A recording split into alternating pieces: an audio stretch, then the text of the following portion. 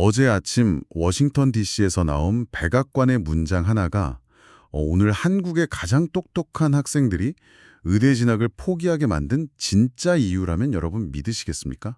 아, 그거 정말 표면적으로만 보면 완전히 단절된 약간 뜬구름 잡는 소리처럼 들릴 수 있거든요. 그렇죠. 보통 세상 일들이 다 각자의 궤도에서 따로 돌아간다고 생각하잖아요. 막 중동전쟁은 중동 일이고 내 주식 계좌는 내 문제고 또 대학교 입시나 운동화 트렌드는 전혀 다른 영역의 이야기라고요. 네, 맞아요. 하지만 과연 그럴까요? 그 수면 아래로 조금만 내려가 보면 아주 기괴할 정도로 촘촘한 인과관계에 사슬로 묶여 있습니다. 환영합니다, 여러분. 오늘 저희가 파헤칠 이번 심층 탐구의 목적이 바로 그 숨겨진 사슬을 당겨보는 겁니다. 네, 2026년 4월 3일 오늘 쏟아진 글로벌 금융시장 패닉 보고서부터 뉴욕타임스 기사까지 다 모아봤죠. 맞습니다. 거기다 26조 원 규모의 한국 정부 추경안, 또 교육과 소비시장 통계까지 살펴볼 텐데요.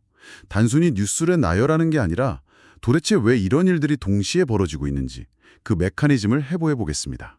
자, 그럼 하나씩 풀어볼까요? 네, 모든 사슬의 첫 번째 꼬리는 역시 어제 백악관에서 터져나온 그 폭탄 발언이겠죠. 아, 정말 어마어마했죠. 어제 도널드 트럼프 미국 대통령이 향후 2주에서 3주 내에 이란의 발전소랑 석유시설 같은 핵심 인프라를 타격해서 아예 석기 시대로 되돌려 놓겠다고 극도로 강력한 경고를 날렸거든요. 와, 석기 시대라는 표현을 직접 썼단 말이죠. 이에 질세라 이란군 대변인도 맞불을 놨잖아요. 네네, 하탐 알비아 대변인이 미국과 이스라엘은 상황 파악을 못하고 있다면서 더 참담하고 파괴적인 공격을 준비 중이라고 선언했습니다. 양쪽 다 물러설 기미가 안 보입니다. 사실 외교 무대에서 이런 벼랑 끝 전술이 아주 없는 일은 아니거든요. 근데 이번에는 시장이 반응하는 강도가 평소랑은 완전히 달랐습니다. 실물 경제의 뇌관을 건드려서 그런 걸까요? 맞습니다. 가장 취약한 곳을 정확히 때렸기 때문이죠. 시장은 어제 말 그대로 공황 상태였잖아요. 하루 만에 한국 코스피가 4.4%나 폭락하면서 5,200선으로 후퇴했어요. 양대 시장 모두 사이드캅까지 발동됐죠. 정말 무서운 속도였습니다. 세상에 삼성전자는 17만 원대로 주저앉고 SK하이닉스도 7% 이상 빠졌고요. 환율은 하루 만에 18원이 급등해서 1,519원을 기록했습니다. 유가는 배럴당 106달러를 돌파했고요. 네, 그야말로 패닉셀링이 쏟아진 하루였습니다. 근데 전문가님, 저는 여기서 약간 근본적인 의문이 하나 생기거든요.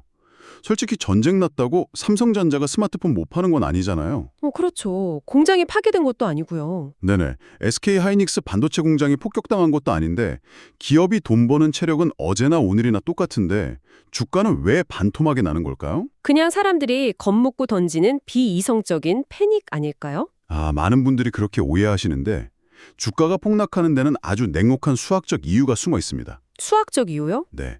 주식 가격이라는 건 단순히 지금 이 회사가 돈을 얼마나 버느냐로 정해지는 게 아니거든요. 미래에 벌어들일 돈을 현재의 가치로 환산해서 매겨지는 건데 이때 사용하는 비율을 할인율이라고 부릅니다. 아, 할인율. 그러니까 불확실성이라는 리스크가 커지면 그 할인율 자체가 확 높아진다는 말씀이신가요? 정확합니다. 기업의 실적이나 펀더멘털 자체는 그대로 일지 몰라도 중동전쟁으로 유가가 폭등하고 물가가 오르면 중앙은행은 금리를 쉽게 내리지 못하잖아요. 그러니까 주가라는 계산 결과값이 반토막 나는 거군요. 맞습니다. 단순한 공포가 아니라 자본시장의 수학적인 재평가 과정인 셈이죠. 와, 리스크라는 비용이 장부에 물리적으로 딱 추가되면서 가격표 자체가 깎여 나가는 거네요. 그렇게 보면 지금 가장 뼈아픈 분들 상황이 이해가 됩니다. 그 3배 레버리지 ETF에 투자하신 서학개미분들 말이에요. 아, 무려 4조 원이나 베팅하셨다고 하죠. 네, 반도체 추종 등에 들어간 돈인데 한 달 만에 반토막이 났어요. 이건 비유하자면 태풍 경보 울리는데 앞바다에 서핑보드 띄우고 돛까지 달고 나간 셈 아닙니까? 하하, 약간 뼈아픈 비유지만 상황이 그렇긴 하죠. 그럼 이 공포스러운 상황에서 개인 투자자들은 지금이라도 다 손절하고 도망쳐야 하는 걸까요? 여기서 흥미로운 점은 무조건적인 손절이나 맹목적인 버티기 둘 다 정답이 아니라는 겁니다. 지금 당장 해야 할 일은 내 포트폴리오에서 할인율의 폭등을 방어할 수 있는 기업을 선별하는 거거든요. 아, 옥석 가리기를 해야 한다는 뜻이군요. 네, 예를 들어서 전력 인프라나 방산업종 같은 곳을 봐야 합니다. 이런 지정학적 위기 자체가 오히려 구조적인 수요를 만들어내서 실적이 확실해지는 기업들 말이죠. 할인율 오르는 속도보다 이익 늘어나는 속도가 빠르니까 방어가 된다는 거네요. 방산업종, 그리고 유가 폭등에 따른 에너지 위기. 이게 글로벌 자본이 어디로 가는지 보여주는 두 번째 퍼즐이네요. 그렇죠. 유가가 106달러를 돌파한 근본 원인을 봐야 합니다. 전 세계 원유 물동량의 거의 20%가 지나가는 호르무즈 해협이 막힐지도 모른다는 공포 때문이죠. 호르무즈 해협이 막히면 글로벌 경제가 질식하는 거잖아요. 그래서 사우디아라비아랑 아랍에미리트 같은 걸프 국가들이 우회로를 찾고 있다는 기사도 쏟아지더라고요. 네, 아라비아 반도를 가로지르는 우회 송유관을 신설하거나 확장하는 방안을 심도 있게 검토 중입니다. 근데 제가 자료를 보고 제 눈을 의심했어요. 이 파이프라인을 지르려면 단단한 현무암지대를 다 푸파해야 한다면서요. 건설 비용만 최대 30조 원이 든대요. 기술적 난제도 엄청나고 비용도 천문학적이죠. 거기다가 그 지역 무장 세력이 언제 드론으로 공격할지도 모르잖아요. 지진 나는 산 한가운데 30조 원 들여서 하이퍼루프 건설하는 꼴 아닙니까? 드론 한 대에 터지면 무슨 소용인지 그 가치가 있나요? 이것을 더 큰 그림과 연결해 본다면 좀 다르게 보일 겁니다. 경제적인 관점, 즉 투자 대비 수익률로 보면 미친 짓이 맞아요. 하지만 걸프 국가들에게 이 30조 원은 건설 비용이 아닙니다. 국가의 존립을 위한 안보 보험료죠. 단순한 인프라 투자가 아니라 안보 보험료요? 네, 국가 수협의 절대 다수를 호르무즈 해협이라는 단일 통로에 의존하는 대가가 30조 원보다 훨씬 크다는 뼈저린 계산이 끝난 겁니다. 해협이 봉쇄되면 국가 경제 자체가 붕괴하니까 현무암을 뚫든 드론 위협이 있든 이건 무조건 잡아야 하는 생명줄이네요. 맞아요. 생존의 문제인 거죠. 그렇다면 중동 국가들이 그 비싼 생명줄을 외부 공격으로부터 어떻게 지킬까요? 여기서 참 놀라운 반전이 등장하죠.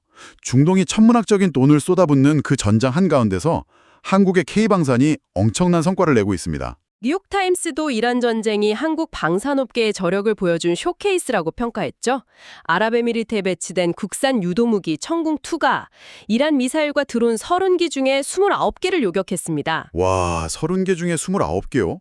명중률도 경이롭지만 저는 그 시장 판도를 바꾸는 방식이 더 흥미롭더라고요.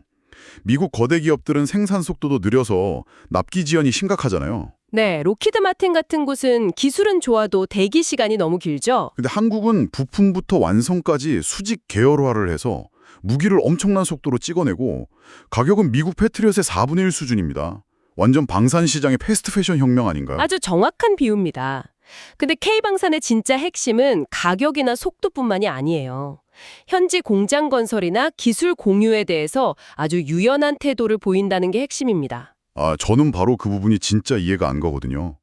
보통 서방 국가들은 지식재산권 보호한다고 핵심 기술 절대 안 주잖아요. 근데 우리는 기술 넘겨주고 현지에 공장도 지어줍니다. 얼핏 보면 손해보는 장사 같죠? 네, 이거 단기적으로 몇 개 더 팔려고 핵심 기술력 유출시키는 자살행위 아닌가요? 나중에 경쟁력 잃으면 어떡하려고요? 단기적으로는 그렇게 보일 수 있죠.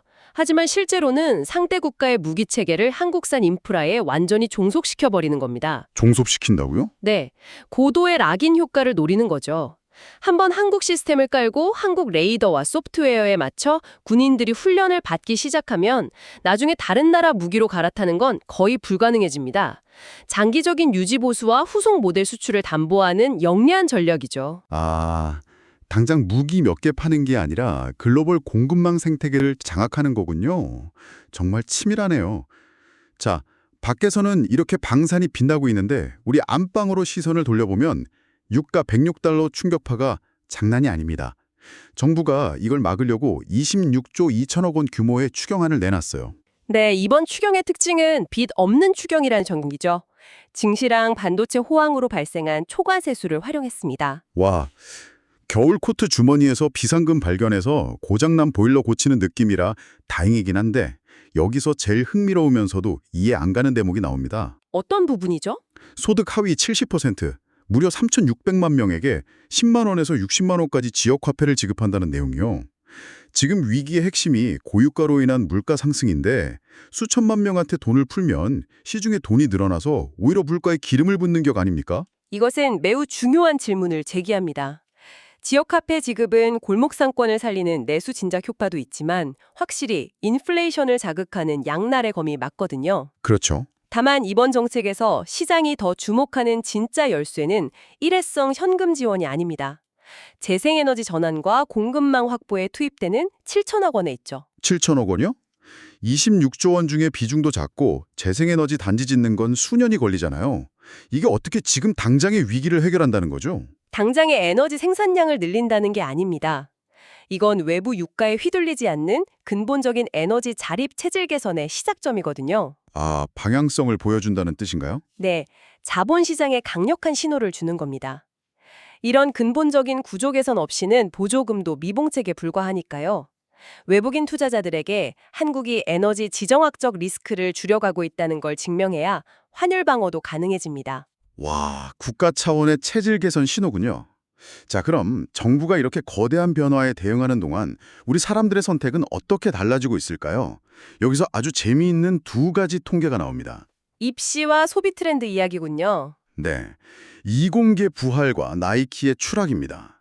먼저 영재학구랑 과학고 출신 학생들의 의대 진학진이 2년 만에 167명에서 97명으로 40%나 급감했어요. 서울대 의대 진학자도 절반 수준이고요. 반면에 글로벌 1위 나이키는 중공 매출이 20% 폭락하고 한국에서도 2년 연속 역성장하며 매출이 1조 원대로 후퇴했습니다. 두 현상이 겉보기엔 달라 보이지만 본질적으로 아주 맞닿아있죠. 제가 볼 땐 나이키는 동네에서 제일 잘 나가던 식당이 돌연 배달앱 끊고 불편한 자체 앱으로만 주문받다가 손님 다 뺏긴 꼴 같거든요. 근데 교육 쪽은 전문가님, 이거 그냥 현 정부가 이공계에 병역 특례 주고 연구 지원금 주니까 생기는 일시적인 정책 효과 아닐까요? 정부 정책이 방아쇠 역할은 한 건 맞습니다. 하지만 의대 대신 이공계를 택하는 수재들의 선택과 나이키 대신 신흥 브랜드를 택하는 소비자의 선택은 본질적으로 같은 맥락입니다. 어떤 맥락이죠? 바로 과거의 프리미엄과 권위에 대한 맹신이 깨졌다는 겁니다. 의대라는 과거의 절대적 안정성, 그리고 나이키 로고라는 과거의 절대적 브랜드 파워만 믿고 혁신을 게을리하면 순식간에 도태되는 시대라는 걸 눈치챈 거죠. 아, 껍데기보다는 실질적인 가치를 쫓는다는 거군요. 맞습니다. 나이키가 D2C 전략 고집하고 러닝화 트렌드 놓치는 동안 소비자들은 아디다스나 뉴발란스로 떠났잖아요. 입시생들도 마찬가지로 AI 혁명 시대에 진짜 세상을 바꿀 수 있는 이공계의 실질적 기술 혁신 비전을 선택한 겁니다. 철저한 현지화, 기민한 트렌드 대응만이 생존을 담보하는 거죠. 그래서 이 모든 게 우리에게 어떤 의미일까요? 오늘 다룬 이야기들을 묶어보면 정말 소름이 돋습니다. 트럼프의 말 한마디로 시작된 지정학적 리스크가 증시를 폭락시키고 중동은 30조 원짜리 송유관을 파고 그 위기 속에서 K방산이 빛나고 우리 정부는 26조 원을 풀며 체질 개선을 시도하고 네, 거기에 나이키의 몰락과 의대 기피 현상까지 거시적인 세계 뉴스가 결국 여러분의 삶, 직업, 자녀의 진로, 소비 생활과 너무나도 치밀하게 맞닿아 있다는 걸 보여주죠. 맞습니다. 오늘 우리는 워싱턴 정치인의 발언 하나가 전 세계 지도를 바꾸는 걸 봤어요. 여기서 전문가님, 마지막으로 우리 청취자분들께 던져주실 화두가 있을까요? 네, 오늘 이 정치적 발언이 만든 나비 효과를 보면서 이런 생각을 해봤습니다. 만약 미래에 AI가 지정학적 위기를 예측하는 걸 넘어 그 알고리즘 자체가 특정 국가의 경제나 선거 결과에 영향을 미치도록 설계된다면 어떨까요? 와, 인간의 정치적 판단이 아니라 데이터가 전쟁을 일으킨다는 건가요? 네, 인류는 총알이 오가는 물리적 전쟁이 아니라 데이터와 알고리즘이 주도하는 보이지 않는 지정학적 전쟁에 대처할 준비가 되어 있을까요? 한 번쯤 깊이 고민해볼 문제라고 생각합니다. 세상에 단절된 뉴스문 없다는 걸 다시금 깨닫게 되네요. 여러분은 이 복잡한 세계에서 어떤 통찰로 생존을 준비하시겠습니까? 오늘 저희가 짚어드린 연결고리들이 여러분의 시야를 넓히는 데 도움이 되었기를 바랍니다. 오늘 심층 탐구는 여기서 마치겠습니다. 함께해 주셔서 감사합니다.